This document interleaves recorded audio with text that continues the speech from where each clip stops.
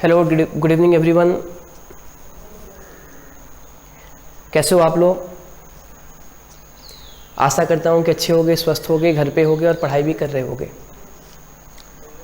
ये मेरा blood relation chapter का छठा लेक्चर है।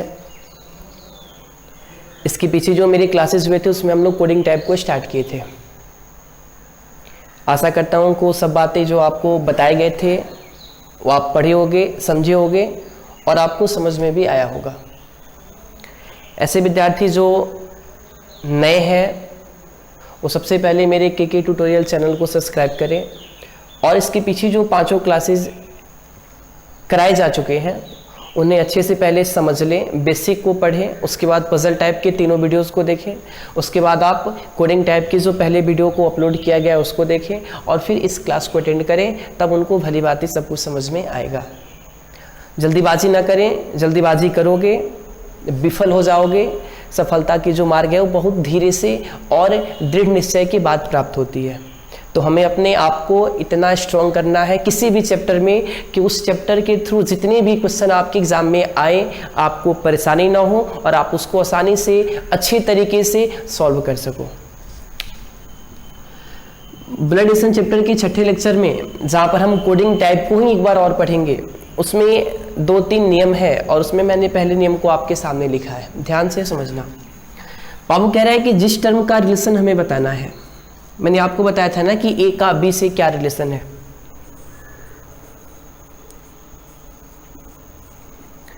तो इसमें मुझे अपने आंसर शीट में किसकी रिलेशन को लिखना होगा, तो आप बोलोगे सर ए की रिलेशनशिप को लिखना है।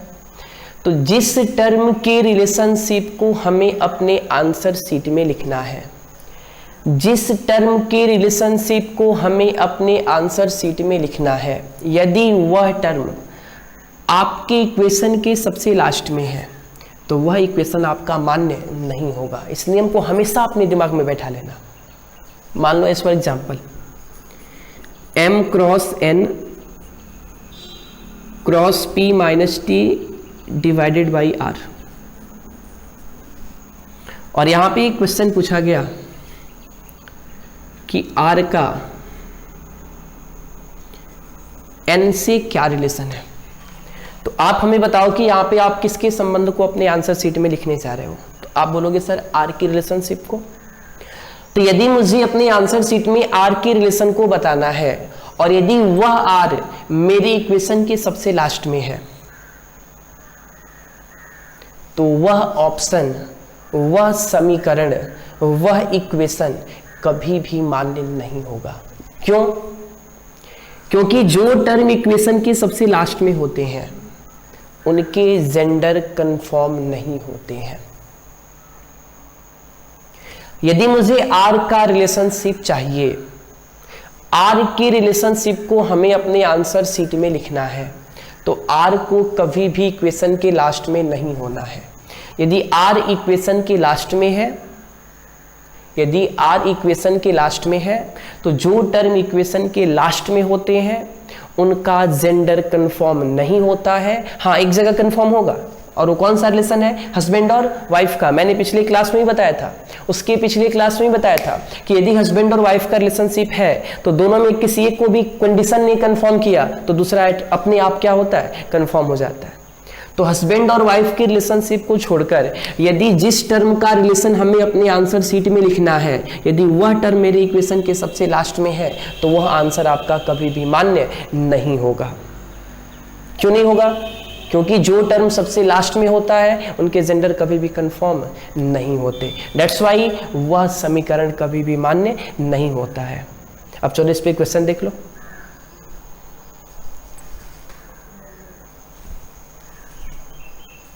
चलिए फिर क्वेश्चन देखते हैं बाबू। करेंगे पी क्रॉस क्यू का अर्थ है क्यू का भाई पी है, पी डिवीजन क्यू का अर्थ है क्यू की माता पी है, पी माइनस क्यू का अर्थ है क्यू की बहन पी है। तो निम्न में से कौन सा समीकरण दर्शाता है कि n की नीश कौन है? m है। यहाँ पे नीश वर्ड है। नीश का मतलब, यहाँ पे देखो,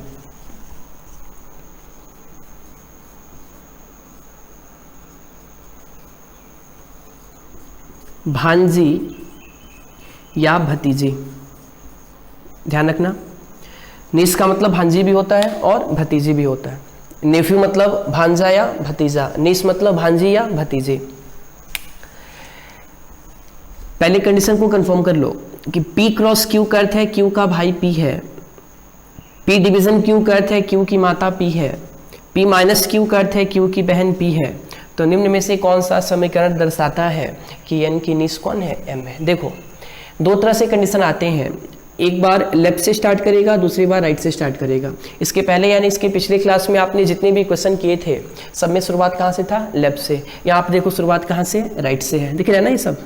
तो देखो कंडीशन लेफ्ट से शुरू करें राइट से शुरू करें कोई मतलब नहीं है। जहां कहीं भी समीकरण को चेक करने की बात की जाए और समझ लो कि यदि हमें कंफर्म करना है कि m जो है वो नीस है, m जो है वो नीस है यानी भतीजी है या क्या है, भांजी है।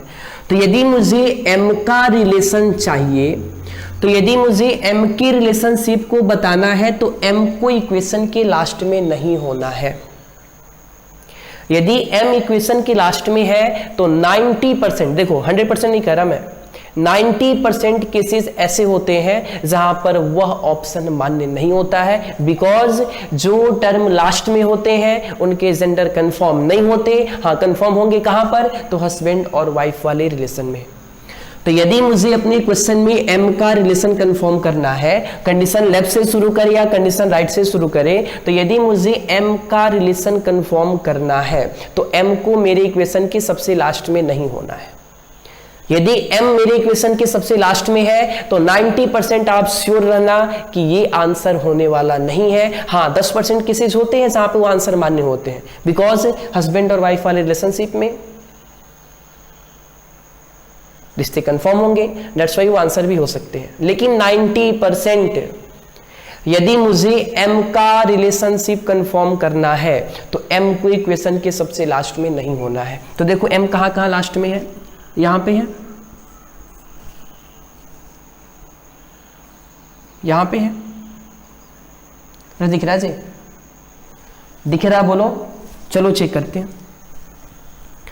m division r minus n, m division r minus n, check करो m division r, m division r का अर्थ है, यहां पे ध्यान देना, m डिवीजन r का अर्थ है, m डिवीजन r का अर्थ है q से स्टार्ट किया तो आप स्टार्ट करो किससे, r से। r की माता कौन है, m है, माता m है, माता m है, तो m माता जी होंगी तो फीमेल होंगी, m माता है तो क्या है, फीमेल है। और किसकी माता है, r की, यानी r या तो उनका बेटा होगा या तो उनकी बेटी, और दोनों कंडीशन में वे अपने मासिक जनरेशन क्या होंगे, नीचे होंगे। क्लियर है, बात आ रही समझ में। चलो आगे देखो, r minus n, r minus n, यहाँ पे माइनस से देखना, यहाँ पे मैंने r लिखा, यहाँ पे मैंने n लिखा। r माइनस n का अर्थ है, शुरुआत कहाँ से किया, q से, तो आप शुरुआत कहाँ से करोगे, n से, यानी n की बहन कौन है, r है, n की बहन कौन है, r है, n की बहन r है, बहन r है किसकी, n की, किसकी, n की, किसकी, n की। अब देखो मुझे कंफर्म करना है कि m जो है वो भतीजी है या भांजी है किसकी, n की। और यहाँ पे कंफर्म कर रहा है कि ये दोनों आपस में या तो भाई बहन होंगे या तो बहने बहने होंगी, और दोनों की ये कौन है, माँ है। That's why option number A आपका क्या है, गलत है। ऑप्शन नंबर ए आपका क्या है, गलत है। अब बी को चेक करो, थोड़ी बातें समझ में आ रही है, घबराना मत, बिल्कुल नहीं घबराना है। मैंने आपको क्या बताया कि यदि m नीस है, m का रिलेशन हमें कंफर्म करना है तो m को आपके समीकरण के लास्ट में नहीं होना है, m को आपके समीकरण के लास्ट में नहीं होना है। यदि m आपके समीकरण के लास्ट में है तो वह आंसर आपका मान्य नहीं होगा। कितने परसेंट केस में, 90% केस में। हाँ 10% ऐसे केसेस होंगे जहां पर कंफर्म नहीं होने के बावजूद भी, या कंफर्म होगा तो कौन से रिश्ते में होगा, हस्बैंड और वाइफ के रिलेशनशिप में होगा। देखो पहला ऑप्शन गलत है, दूसरा चेक कर लो, काटने से पहले इसको चेक कर लो एक बार, मन में सस्पेंस नहीं होने चाहिए, इसलिए मैं यहां पे चेक करता हूं। देखो n cross r,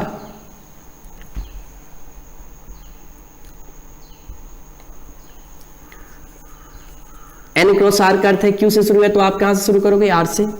n cross r का अर्थ है r का भाई n है, भाई n है तो n भाई होगा तो पॉजिटिव, n भाई होगा तो पॉजिटिव, और किसका भाई है, r का, यानी r या तो इसकी बहन बनेगी या तो इसका भाई बनेगा, और दोनों के बीच में हॉरिजॉन्टल लाइन और सिंगल एरो, हॉरिजॉन्टल लाइन और सिंगल एरो। आगे बढ़ो।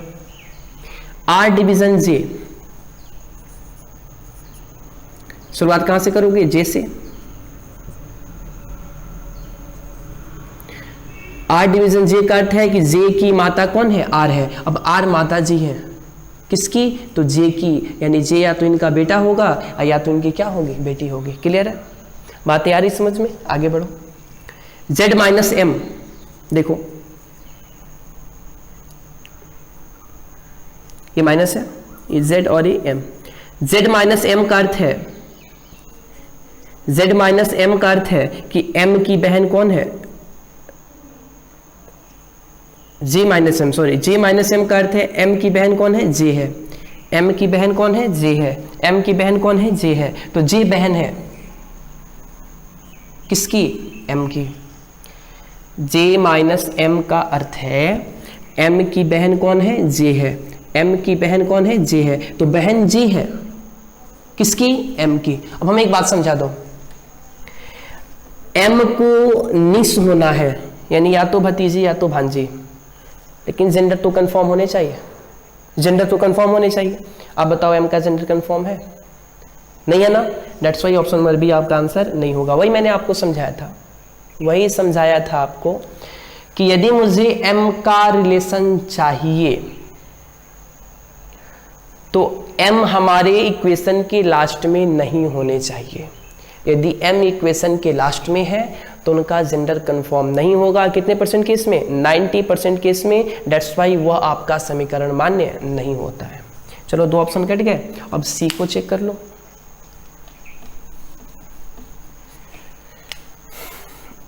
n cross r, n cross r का अर्थ है r का भाई n है, n भाई है किसका, r का, यानी दोनों के बीच में हॉरिजॉन्टल लाइन और सिंगल एरो। क्लियर है, क्लियर है। आगे बढ़ो। r माइनस जे, r माइनस जे, अब यहां पे देखो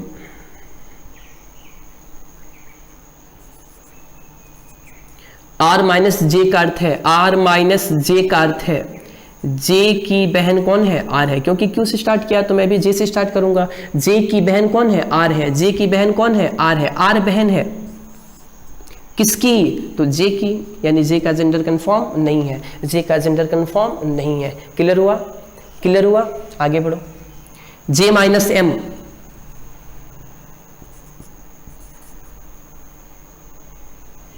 j माइनस m का अर्थ है, देखो q से शुरू किया ना, मैं यहाँ पे किससे शुरू करूं, m से। m की बहन कौन है, j है। m की बहन कौन है, j है। तो बहन j है किसकी, m की। m का जेंडर यहाँ पे कंफर्म नहीं है। कुछ दिखा, कुछ बातें समझ में आई। अब देखो m को निस होना है, m को निस होना यानी फीमेल जेंडर तो कंफर्म चाहिए, और यहाँ पे नहीं है। That's why option number C भी क्या हो गया, गलत हो गया। मैं क्या समझा रहा था, ध्यान से समझना। जिस टर्म का रिलेशन हमें अपने आंसर शीट में कंफर्म करना है, यदि वह टर्म मेरे इक्वेशन के सबसे लास्ट में है तो वह आंसर कभी भी नहीं होने जा रहा है। कितने परसेंट केस में, 90% केस में। 10% ऐसे क्वेश्चन होते हैं जिनमें कंडीशन या तो लेफ्ट से शुरू करेगा या तो राइट से शुरू करेगा। हाँ, 10% क्वेश्चन ऐसे होंगे जिनमें लास्ट में होने के बावजूद वो आंसर होते हैं, क्योंकि उनमें कौन सा रिलेशन बनता है, हस्बैंड और वाइफ का। क्लियर हुआ बात, सब कुछ क्लियर है, सब कुछ क्लियर है। आगे बढ़ो। Question number D, sorry option number D, n cross r minus m minus j, इसको चेक करो। n cross r, n cross r का अर्थ है r का भाई n है। n भाई है किसका, r का। तो n भाई है तो पॉजिटिव होगा, क्योंकि r का जेंडर कंफर्म नहीं है। लेकिन वो क्या क्या हो सकता है, तो या तो भाई होगा या तो बहन होगी। दोनों के बीच में हॉरिजॉन्टल लाइन और सिंगल एरो, हॉरिजॉन्टल लाइन और सिंगल एरो। क्लियर है। उसके बाद देखो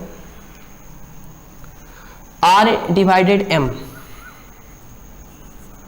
r डिवाइडेड m का अर्थ है q से शुरू हुआ तो आप किससे करोगे, m से, कि m की माता कौन है, r है। m की माता r है, माता r है, r माता है यानी फीमेल, और किसकी? तो m की।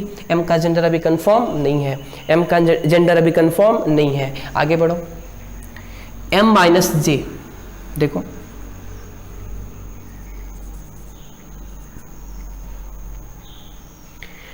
m माइनस जे है तो m माइनस जे का अर्थ है q से शुरू हुआ तो यहाँ भी j से शुरू होगा। m माइनस जे का अर्थ है j की बहन कौन है? m है। j की बहन कौन है? m है। बहन m है तो m बहन होगी तो फीमेल होगी, और ये किसकी बहन है? j की, यानी या तो दोनों बहनें होंगी या तो भाई और बहन होंगे। दोनों के बीच में हॉरिजॉन्टल लाइन और सिंगल एरो, हॉरिजॉन्टल लाइन और सिंगल एरो। क्लियर है? फिगर आया समझ में? अब देखो मुझे क्या प्रूफ करना है कि m या तो भांजी है या तो भतीजी है, किसकी? तो n की। किसकी? तो n की। तो देखो m फीमेल है, ये इसकी माँ, और माँ के भाई को क्या कहते हैं? मामा।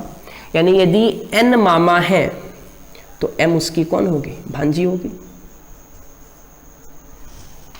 समझ में आई बात? समझ में आई बात? यानी option number D is a right answer. Option number D is a right answer. देखो ये आपको रूल क्यों बताया गया? क्योंकि जब आप एग्जाम देने जाओगे तो 4 ऑप्शन रहते हैं, एक आएगा आपका नन ऑफ दिस। तो क्या आपके पास इतने समय है कि चारों ऑप्शन को बारी बारी से चेक करोगे? तो ऑप्शन से हमें बचना कैसे है, इसलिए आपको ये नियम बताया गया कि जिस टर्म का हमें रिलेशनशिप चाहिए, यदि वह टर्म मेरे इक्वेशन के सबसे लास्ट में है तो आंसर कभी भी नहीं होने जा रहा है। 90% केस में वो आंसर नहीं होता है। 10% ऐसे केसेस होते हैं जहां पर लास्ट में होने के बावजूद भी वो आंसर आपका क्या होता है? सही होता है। और वो कहाँ पे होगा? तो हस्बैंड और वाइफ के रिलेशनशिप में। सब कुछ क्लियर है? चलो नेक्स्ट क्वेश्चन देखते हैं।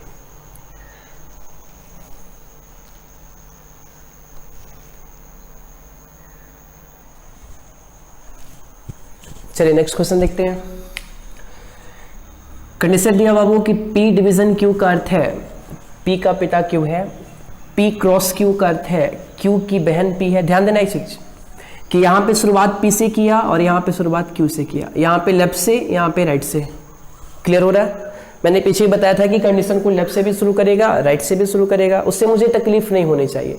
जिस फॉर्मेट में मेरा कंडीशन दिया है उस फॉर्मेट में मुझे अपने समीकरण को क्या करना है, इक्वेशन को क्या करना है, वेन डायग्राम में चेंज करना है। वो स्टार्टिंग लेफ्ट से करे या स्टार्टिंग राइट से करे, यदि वो लेफ्ट से किया तो मुझे भी लेफ्ट से करना है, यदि वो राइट से किया तो मुझे भी राइट से करना है। क्लियर हो रही बात? चलो देखो P प्लस Q का अर्थ है Q का भाई P है। अब देखो शुरुआत राइट से किया, और P माइनस Q का अर्थ है P की माता Q है। शुरुआत कहाँ से किया? लेफ्ट से किया।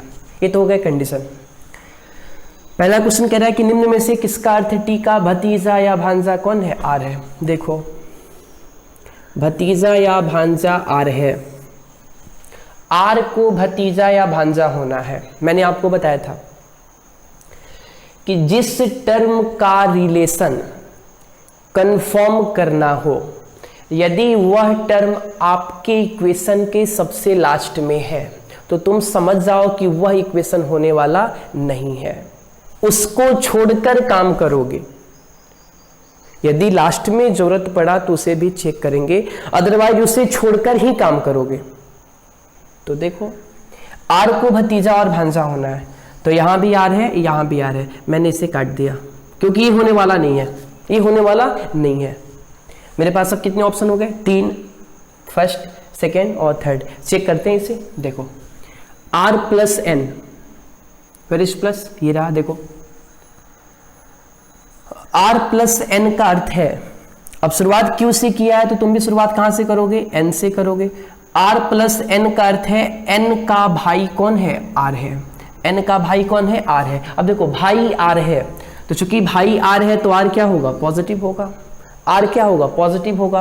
और भाई R है किसका? N का, यानी N या तो इसका भाई बनेगा या तो इसकी बहन बनेगी, और दोनों के बीच में हॉरिजॉन्टल लाइन और सिंगल एरो, हॉरिजॉन्टल लाइन और सिंगल एरो। क्लियर हो गया? सब कुछ कंट्रोल में है। चलो N minus Q, N minus Q, ये ना माइनस है, ये रहा N और ये रहा Q। N माइनस Q का अर्थ है, अब शुरुआत P से है तो मैं शुरुआत कहाँ से करूँ? N से करूँ। N माइनस Q का अर्थ है N की माता कौन है? Q है। N की माता कौन है? Q है। N की माता, N की माता N से एक जनरेशन बड़ी होंगी, और माता जी कौन है? Q है। चूंकि Q माता जी है तो निगेटिव, Q माता जी है तो क्या होगा? निगेटिव। क्लियर है? क्लियर है? आगे बढ़ो। Q क्रॉस T, ये क्रॉस है, देखो Q क्रॉस T का अर्थ है, अब शुरुआत कहां से किया? Q से, तो तुम शुरुआत कहां से करोगे? T से। Q क्रॉस T का अर्थ है T की बहन Q है। T की बहन कौन है? Q है। बहन Q है, बहन कौन है? Q है। तो Q बहन होगी तो फीमेल, और किसकी बहन? तो T की, यानी T या तो फ्यूचर में भाई बनेगा या तो बहन बनेगी। क्लियर है? क्लियर है? आगे बढ़ो। फिगर कंप्लीट हुआ। अब मुझे जो प्रूफ करना है उसे देख लो। बाबू प्रूफ करना है कि R को भांजा या भतीजा होना है, तो R भांजा हो या भतीजा हो पॉजिटिव होने चाहिए, मेल होने चाहिए, है ना? यहाँ पे है ना? यहाँ पे देखो, ये दोनों आपस में या तो भाई बनेंगे, n का जेंडर कंफर्म नहीं है, लेकिन फ्यूचर देखिए तो या तो ये दोनों भाई बनेंगे या तो भाई और बहन। क्लियर है? इनकी माता, और ये माता के भाई होते हैं तो मामा, अब बहन होती है तो मौसी। तो ये मामा या मौसी जो कुछ भी हो, R या तो भांजा होगा या तो क्या होगा? भतीजा होगा। क्लियर है? क्लियर है? यानी option number A is a right answer. Option number A is a right answer. Option number A is a right answer. किसी को कोई तकलीफ? सब कुछ क्लियर है? ऐसे क्वेश्चन आएंगे तो बना लोगे। हाँ, इस बात को हमेशा दिमाग में रखोगे कि जिसका भी रिलेशन हमें कंफर्म करना है, यदि वह व्यक्ति हमारे समीकरण के सबसे लास्ट में होता है तो वह आंसर होने वाला नहीं है, उस पर जाओगे ही नहीं, उसको छोड़ के बाकी ऑप्शन को चेक कर लो। हाँ, लास्ट में यदि जरूरत पड़े तो हमें चेक करना है, क्योंकि मैंने बताया कि 90% केसेज में वो आंसर नहीं होते हैं। 10% ऐसे केसेज होंगे, ऐसे क्वेश्चन होंगे 10% जहाँ पर आपको चेक करना पड़ेगा, लेकिन उस पर हमें भरोसा नहीं करना है। मुझे उनको छोड़कर सभी क्वेश्चन को चेक करने हैं। इनको छोड़ेंगे यानी 2 ऑप्शन से तो बच गए, 3 ऑप्शन को चेक कर लो, हो सकता है कि पहला ही हो जाए। देखो हुआ, समय बचा आपका। चलो आगे बढ़ो। क्वेश्चन नंबर सेकंड देखो। क्वेश्चन नंबर सेकंड देखो, ये थोड़ा सा अलग है, इसको ध्यान से समझना। कह रहा है कि उपयुक्त प्रश्न का उत्तर देने के लिए, इसका मतलब क्या होता है? ऊपर वाले प्रश्न का उत्तर देने के लिए। तो ऊपर वाला प्रश्न कौन सा है? ये वाला, ध्यान से समझना। उपयुक्त प्रश्न का उत्तर देने के लिए, यानी ऊपर वाले प्रश्न का उत्तर देने के लिए कौन सा कथन आवश्यक है? अब कथन की बात हुई है, तुम्हारे पास कथन कहाँ है जी? ये सब बिल्कुल नहीं, ये चारों कंडीशन को कथन कहते हैं।